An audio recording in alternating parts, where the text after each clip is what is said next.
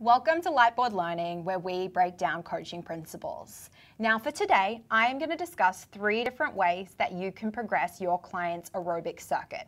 So I have one example up on the Lightboard, and that is a 5-minute AMRAP.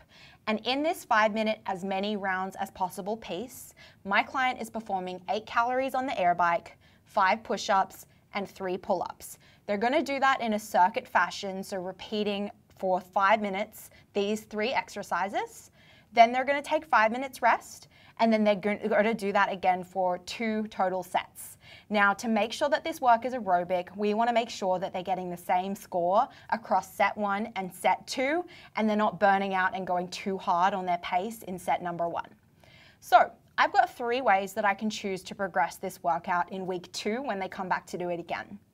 Number 1 is going to be increasing the volume. So instead of doing 2 sets, I'm simply going to add 1 more. They're going to do 3 sets of this 5-minute pace with 5 minutes rest in between, and I'm going to ask them to make sure that their score at this increased volume is the same as it was the week before with just 2 sets. Now, my option number 2 for progressing is actually to decrease the rest. So week number 2, they'll do their 5-minute AMRAP.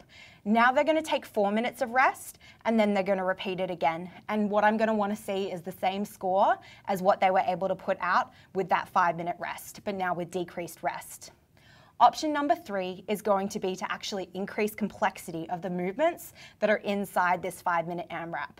So week 2, instead of doing 5 minutes of air bike push-ups and pull-ups, I'm actually going to have them do 5 minutes of assault bike, 5 dips, and then 3 bar muscle ups. And I'm going to ask them to again make that aerobic and make sure that they're keeping consistent scores and consistent splits across their rounds.